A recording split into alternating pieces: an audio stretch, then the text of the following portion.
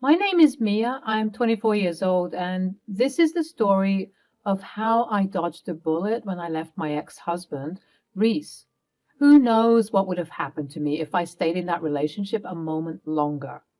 I had always known that marrying Reese meant accepting his close relationship with his mother, Evelyn.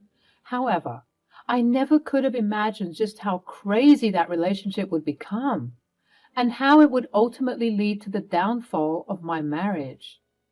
From the very beginning, it was evident that Evelyn did not approve of me. She didn't really do much to hide her disdain either.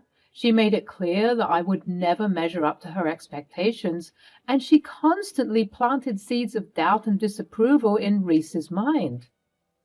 Evelyn, please, can't we have a civil conversation? I understand that you're upset, but constantly berating me won't solve anything. Civil conversation? Don't make me laugh, Mia. You think you can be a good wife to my son? Look at this mess you've made. I can't believe he married someone like you. The mess she was referring to was me spilling a cup of coffee because she had startled me after screaming at whatever was going on when she was watching one of her reality TV shows. She would always talk to me like this, finding every little reason to belittle and demean me. It was a simple mistake, Evelyn. I apologize for it, and I've cleaned it up now. I never wanted to cause any harm or disappointment, so I'm really sorry. Simple mistake? You've shown your true colors, Mia. You're careless and incapable of being the proper wife Reese deserves. I knew he should have listened to me and never married you in the first place. Evelyn had a vision for Reese's future, and it did not involve me. She made that clear. She wanted him to be with someone more suitable in her eyes, someone who fit her idea of a perfect wife for her son. She never missed an opportunity to remind me of my shortcomings and compare me to other women she deemed worthier. It was a constant battle to win her approval, but no matter what I did, it was never enough. Our conversations, instead of being filled with love and care as mother-in-law and daughter-in-law should, were always filled with anger and ugliness. Evelyn, please, can't you see that I'm trying? I love Reese, and I want to make this marriage work. But constantly tearing me down won't help anyone. We need support, understanding, and the chance to grow together. Don't you dare try and act like you know what my son needs. I know what's best for my son, and it certainly isn't you. Reese, please stand up for us. We can't let your mother's opinions control our happiness any longer. We deserve a chance to build a life together free from constant judgment and criticism. But unfortunately, instead of being married to a real man, I was married to a sniveling mama's boy. I can't, Mia. I can't go against my mother. I'm sorry. Even though Reese wouldn't fight for us, I continued to challenge my toxic mother-in-law's beliefs. But as the argument continued, I found myself crumbling under the weight of Evelyn's everlasting disapproval and Reese's inability to stand up for us. The tears flowed freely down my face and my heart shattered into a million pieces. It was at that moment that I realized I couldn't fight this battle alone. I couldn't force someone to love me or to choose me over the influence of their mother. I was tired. I had been enduring this treatment for a very long time, but at that moment, something within me changed. One day I will physically force my son to sign those divorce papers. Do you hear me?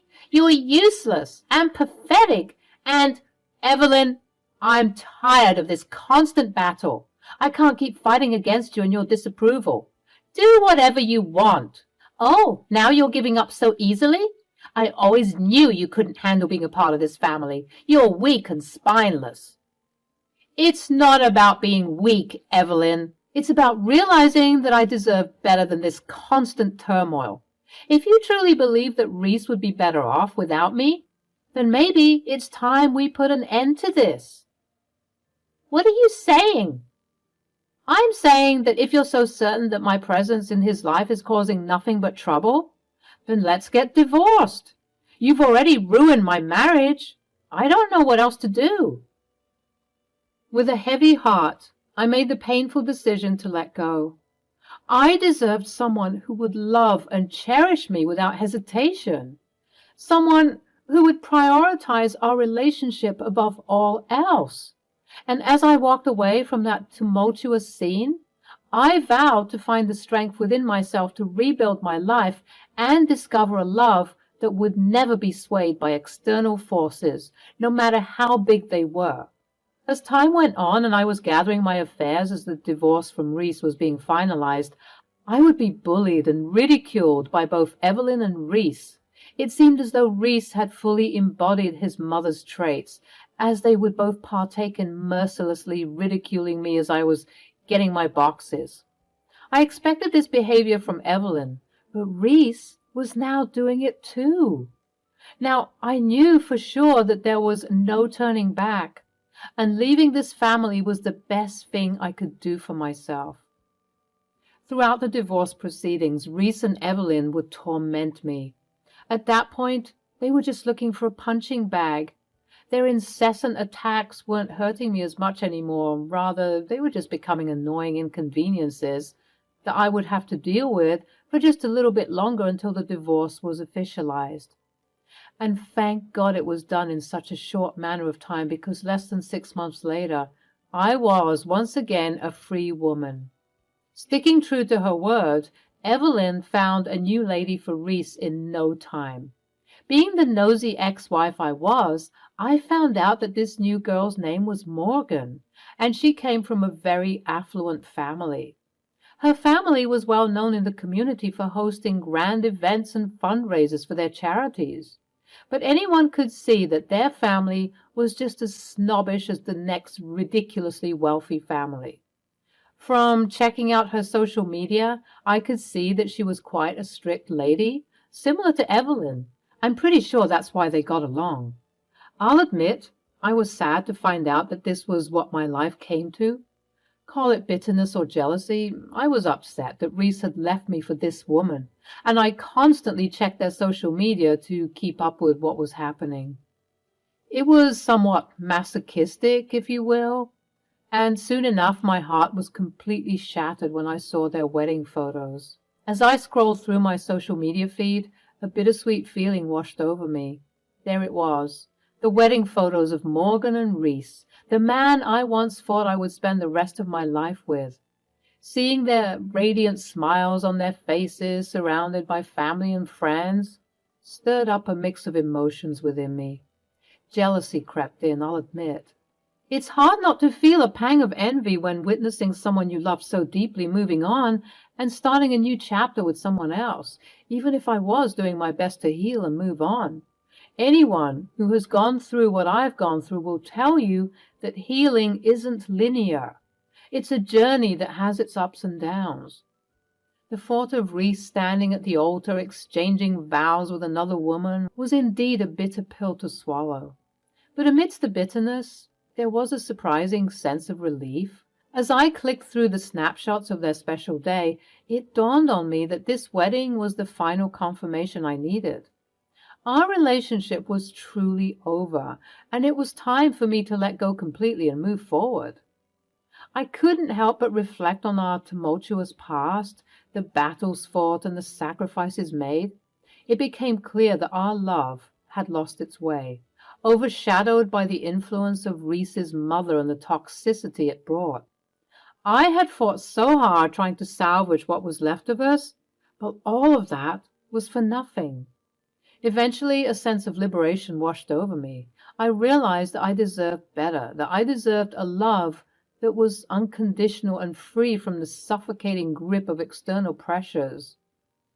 Watching Reese and Morgan exchange their vows served as a catalyst for my personal growth and the realization that it was time to close that chapter of my life.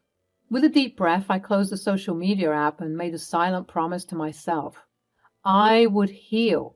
I would grow, and I would find a love that was authentic.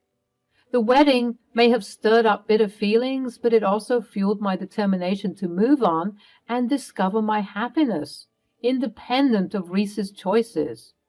And so, as I set my sights on the future, I took a step forward, leaving behind the remnants of a broken love story.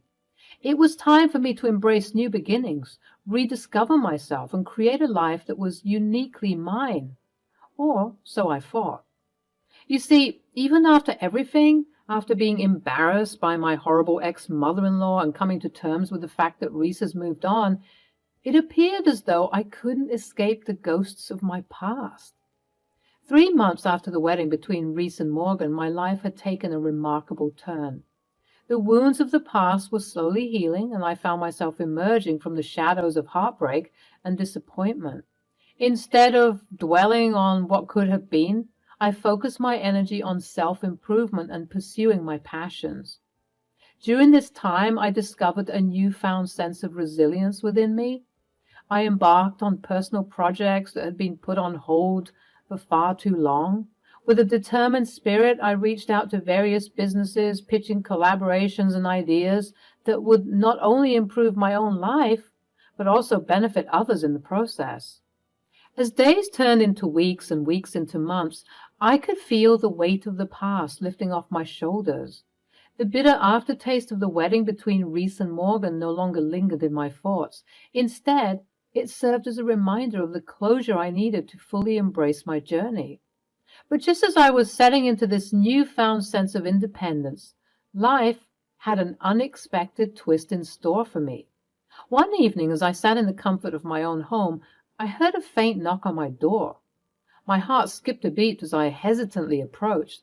I thought I had just heard something rustling in the wind, and I was not expecting to see anyone standing on the other side. But to my surprise and disbelief, it was none other than Reese, the man who had not once stood up for me and eventually resorted to acting like his mother when he believed he no longer needed me. His presence on my doorstep stirred a whirlwind of emotions within me. Confusion, curiosity, and obviously caution. "Hey, Mia, it's been a while. Can we talk?" This was the last thing I needed. I was healing and moving on from everything. I knew that I'd have to see him eventually, what with us living in the same small city, but I didn't expect it to be so soon. I hesitated, but I eventually said, "Sure, Reese, come on in. What brings you here after all this time?" "I've been doing a lot of thinking lately, Mia. I realize now how much I've hurt you, and I want to apologize." I was taken aback. What business would this married man have coming to his ex's house just to apologize?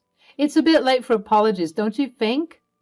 "I was blind, Mia. I let my mother's influence cloud my judgment, and I made a huge mistake.